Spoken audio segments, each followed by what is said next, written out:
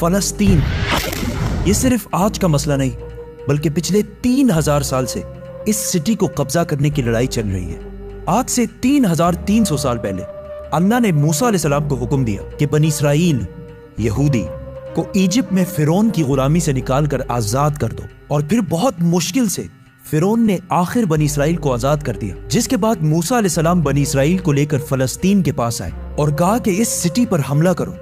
लेकिन बनी इसराइल ने कहा कि आप और आपका रब जाकर लड़ें, हम ये लड़ाई नहीं करने वाले। जिसकी वजह से अल्लाह ने 40 साल तक इन्हें इस डेजर्ट में रहने की सजा दी, जिधर मूसा अलैहिस्सलाम पर आसमानी किताब तौरात नाजिल हुई। और इस तौरात के पहले chapter the book of genesis में क्लियरली लिखा है, साफ साफ लिखा है कि ये इलाका फलस्तीन अल्लाह ने सिर्फ और सिर्फ इब्राहीम अलैहिस्सलाम की औलाद के लिए रखा है। जिसकी वजह से आज तक ये जितनी लड़ाइयां चल रही हैं, ये इसलिए है क्योंकि यहूदी ये क्लेम करते हैं कि तौरात की इस आयत के मुताबिक जेरूसलम और फलस्तीन पर सिर्फ और सिर्फ बनी इसराइल का हक है, क्योंकि बनी इसराइल इब्राहीम अलैहिस्सलाम की औलाद इसहाक अलैहिस्सलाम की औलाद में से है। एंड इट मेक्स सेंस, तब तो इनको मिलना चाहिए। लेकिन तौरात में लिखा है कि ये इलाका इब्राहीम अलैहिस्सलाम की औलाद के लिए, सिर्फ इसहाक अलैहिस्सलाम की औलाद के लिए नहीं। इब्राहीम अलैहिस्सलाम के एक नहीं बल्कि 2 बेटे थे, इसहाक और इस्माइल। इसहाक अलैहिस्सलाम वाज द फादर ऑफ बनी इसराइल, बट इस्माइल अलैहिस्सलाम को अरबों का फादर समझा जाता है। और ये बात सिर्फ हम नहीं, इवन यहूदी भी इस बात को मानते हैं। तो इन्हीं की किताब तौरात के मुताबिक फलस्तीन पर सिर्फ इसहाक अलैहिस्सलाम की औलाद का हक नहीं है, बल्कि इस्माइल अलैहिस्सलाम की औलाद अरबों का भी हक है। मूसा अलैहिस्सलाम के साथ 40 साल डेजर्ट में रहने के बाद आखिर बनी इसराइल ने यूशा जाशुआ की लीडरशिप में फलस्तीन को फतह कर लिया। लेकिन कुछ ही अरसे बाद ये सिटी इनके हाथ से दोबारा निकल गई और फिर अगले 300 साल तक बनी इसराइल इस सिटी को दोबारा हासिल नहीं कर सके। लेकिन 300 साल बाद बनी इसराइल ने दाऊद अलैहिस्सलाम की लीडरशिप में इस सिटी जेरूसलम को दोबारा फतह कर लिया और उनके बेटे सुलेमान अलैहिस्सलाम ने यहाँ पहली दफा अल्लाह की इबादत के लिए एक मस्जिद, एक टेंपल बनाया। सुलेमान अलैहिस्सलाम के बाद यहूदियों ने फलस्तीन और जेरूसलम पर 400 साल तक हुकूमत की। लेकिन 400 साल बाद बैबिलोन इराक में एक बहुत ही ताकतवर एम्पायर बन चुकी थी, जिसके बादशाह बख्त नसर ने अपनी एम्पायर को बढ़ाने के लिए फलस्तीन पर हमला कर दिया और जेरूसलम को तबाह बर्बाद कर दिया और उसके अंदर हजारों यहूदियों को शहीद भी किया और उस टेंपल को भी तबाह कर दिया जो सुलेमान अलैहिस्सलाम ने बनाया था। और जितने यहूदी जिंदा बच गए थे उन सारों को गुलाम बनाकर अपने कैपिटल बैबिलोन इराक ले गया और 70 साल तक यहूदी इराकियों की गुलामी करते रहे। लेकिन 70 साल बाद इराक पर ईरान के एक बहुत ही नेक बादशाह साइरस द ग्रेट ने हमला कर दिया, जिसे हम जुल्करनैन के नाम से जानते हैं। साइरस द ग्रेट ने इराक की इस हुकूमत को फतह कर लिया और यहाँ जितने भी यहूदी थे उन सारों को वापस फलस्तीन भेजा और उन्हें फंड्स भी दिए कि वापस जाकर सुलेमान अलैहिस्सलाम के टेंपल को दोबारा बना, जो इससे पहले तबाह कर दिया गया था। जिसके बाद यहूदियों ने फिर फलस्तीन पर 400 साल तक हुकूमत की। लेकिन फिर इन पर एक ऐसी हुकूमत ने हमला किया जिसने सारे यहूदियों को यहाँ से 600 साल तक बाहर निकाल दिया, द ग्रेट रोमन एम्पायर। और बनी इसराइल पर इतना जुल्म किया जो इससे पहले किसी ने भी नहीं किया था। यहूदियों ने रोमन एम्पायर से लड़ने की भी कोशिश की, लेकिन रोमन एम्पायर ने हजारों यहूदियों को कत्ल किया और हालात इतने खराब हुए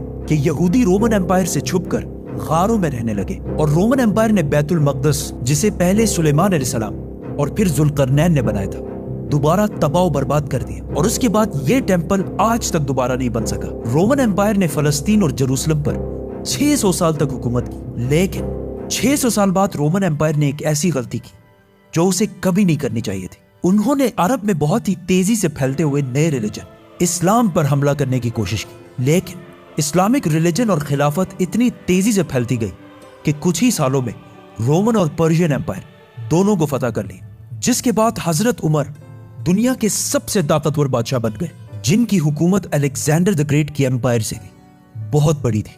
आखिर मुसलमान रोमन एम्पायर को फतह करते करते जेरूसलम के दरवाजे तक पहुंचे। रसूलुल्लाह सल्लल्लाहु अलैहि वसल्लम ने पहले ही कह दिया था कि मुसलमान एक दिन जेरूसलम जरूर फतह करेंगे। अब मुसलमानों के पास 2 ऑप्शन थे, या तो जेरूसलम को उसी तरह तबाह किया जाए जो इससे पहले बाकी बादशाहों ने किया था, और या इसका सीज मुहासरा कर लें। आखिर 6 महीने बाद जेरूसलम के गवर्नर सफ्रोनियस ने कहा कि मैं यरूशलेम सिर्फ एक ही शर्त में मुसलमानों के हवाले करूंगा कि मुसलमानों के बादशाह उमर खुद आकर मुझसे मिले। तो खालिद बिन वलीद रज़ी अल्लाह तआला अन्हु ने सोचा कि अब मुसलमानों के अमीरुल मोमिनीन को क्यों डिस्टर्ब किया जाए, तो वो खुद उमर बनकर सफ्रोनियस से मिलने गए, क्योंकि खालिद बिन वलीद रज़ी अल्लाह तआला अन्हु की अपीयरेंस बिल्कुल हजरत उमर से मिलती जुलती थी और दोनों की हाइट भी बिल्कुल सेम थी, ऑलमोस्ट 7 फुट।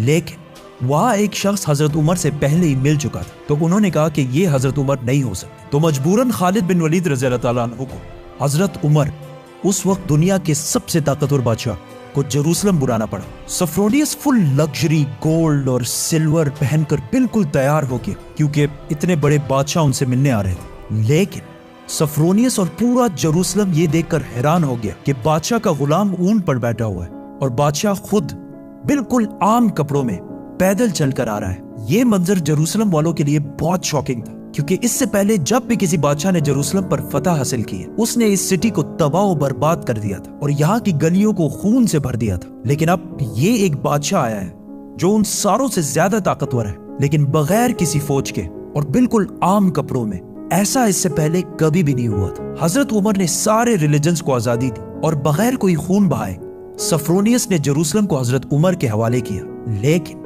उन्होंने एक शर्त यह भी रखी कि मुसलमान यहूदियों को जेरूसलम आने की इजाजत नहीं देंगे। लेकिन हजरत उमर ने उसकी ये शर्त नहीं मानी और यहूदियों को भी बैतुल मुक़द्दस आने की इजाजत दी। और इस तरह पहली दफा जेरूसलम इब्राहीम अलैहिस्सलाम के बेटे इस्माईल अलैहिस्सलाम के औलाद के पास आया। इसके बाद ऑलमोस्ट 350 साल तक मुसलमान, क्रिश्चियन और यहूदी जेरूसलम में बिल्कुल पीस और अमन के साथ रहने लगे। लेकिन फिर 350 साल बाद क्रिश्चियंस ने पूरे यूरोप से फौज जमा करके जेरूसलम पर दोबारा हमला कर दिया। उस वक्त मुसलमानों के आपस में बहुत लड़ाइयां चल रही थी, जिसका फायदा उठाकर क्रूसेडर्स ने आसानी से जेरूसलम को फतह कर लिया। और जेरूसलम फतह करने के बाद मुसलमानों और यहूदियों पर अनबिलीवेबल जुल्म किया और हजारों मुसलमानों और यहूदियों को शहीद कर दिया और मस्जिदों और सिनेगॉग्स को भी तबाह कर दिया। और हिस्ट्री में लिखा है कि क्रूसेडर्स ने जेरूसलम की गलियों को मुसलमानों के खून से भर दिया था और इवन मस्जिद अक्सा को भी मस्जिद से एक महल, पैलेस में बदल दिया था।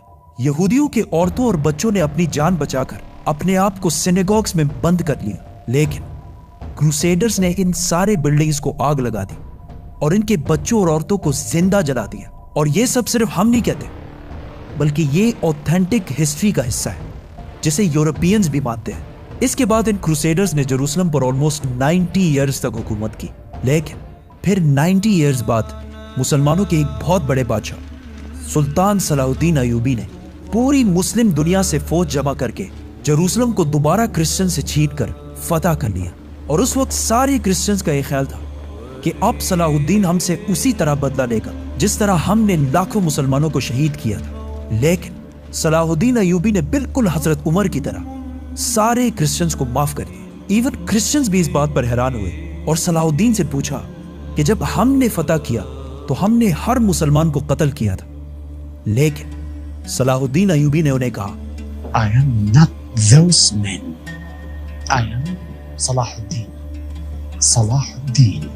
सलाहुद्दीन अयूबी ने इन सारे रिलीजन्स को दोबारा आजादी दी और मस्जिद अक्सा, जिसे महल बना दिया गया था, उसे दोबारा मस्जिद बनाया और उधर पहली नमाज अदा की। जेरूसलम को जब भी किसी बादशाह ने फतह किया, हमेशा इधर बहुत खून बहाया है, सिवाय मुसलमानों के, जिन्होंने हमेशा बिल्कुल पीस और अमन के साथ इस सिटी को फतह किया। सलाहुद्दीन अयूबी के बाद एक बार फिर सारे एब्राहमिक रिलीजन्स जेरूसलम में बिल्कुल पीस और अमन के साथ 800 साल तक रहे। 800 साल।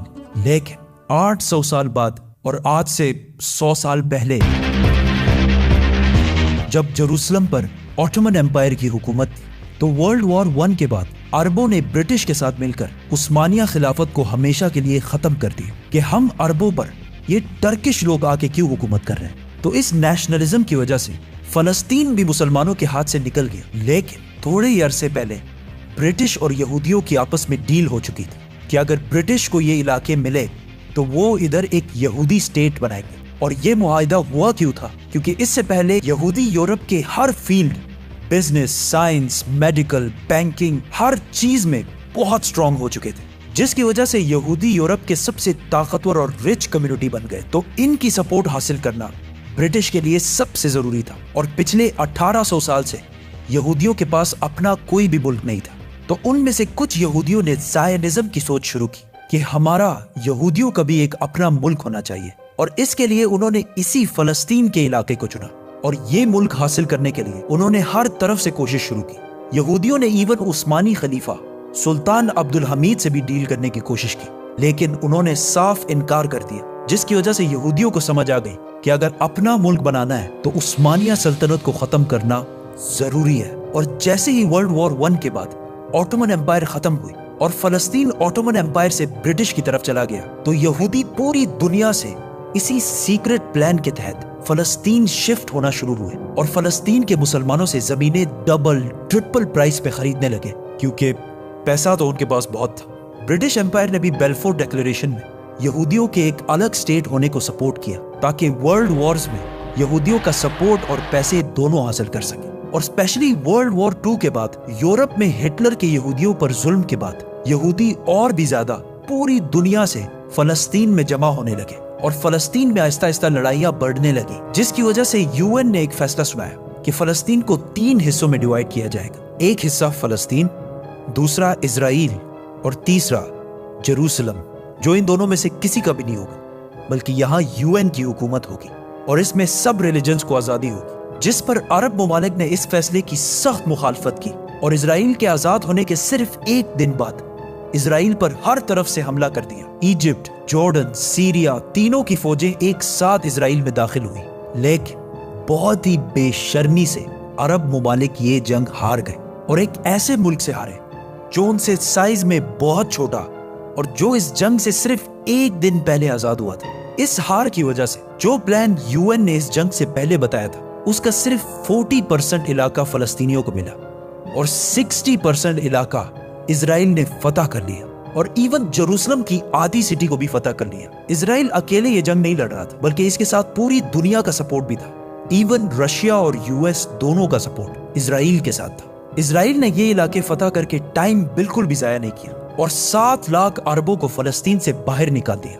7 लाख, जिसकी वजह से फलस्तीन में आहिस्ता आहिस्ता यहूदी ज्यादा और अरबी कम होने लगे। इस जीत के बाद इजराइल बहुत स्ट्रांग बन गया और पूरी दुनिया से और भी ज्यादा यहूदी इजराइल में जमा होने लगे। इसके बाद यहूदियों ने अपने आप को अरब के बिल्कुल सेंटर में एक बहुत ही मजबूत हुकूमत बना ली थी। लेकिन फिर भी ये 2 इलाके, वेस्ट बैंक और गाजा, इजराइल के कंट्रोल में नहीं थे। लेकिन आज से ऑलमोस्ट 60 साल पहले 1967 में कुछ मिसअंडरस्टैंडिंग्स की वजह से यहाँ जंग एक बार फिर शुरू हो गई और एक बार फिर इजिप्ट, जॉर्डन, सीरिया वर्सेस ये छोटा सा इजराइल। लेकिन सिर्फ 6 दिनों में इजराइल ने इन तीनों मुल्कों को हरा दिया और सिर्फ 6 दिनों में इजराइल ने अपना साइज 3 गुना बढ़ा लिया। अरब ममालिक दोबारा अपने से एक बहुत ही छोटे मुल्क से बहुत ही बुरी तरह हार गए। ये ऐसा है कि आज खबीब हिजबुल्लाह से हार जाए, और वो भी 2 मरतबा।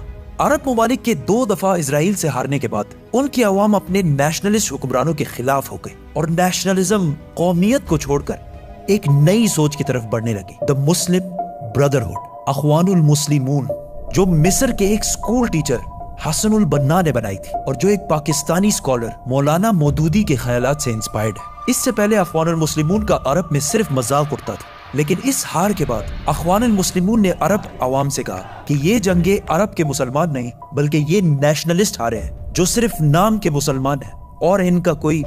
जिसके बाद अरब की अवाम इस नई सोच मुस्लिम ब्रदरहुड की तरफ आने लगी। हमास भी इसी अखवानुल मुस्लिमून से इंस्पायर्ड एक ग्रुप है, लेकिन अखवानुल मुस्लिमून वायलेंस के खिलाफ। इस जीत के बाद इजराइल ने वेस्ट बैंक, गाजा और जेरूसलम सब पर कब्जा कर लिया और आज तक ये सारे इलाके इजराइल से दोबारा कोई भी नहीं छीन सका।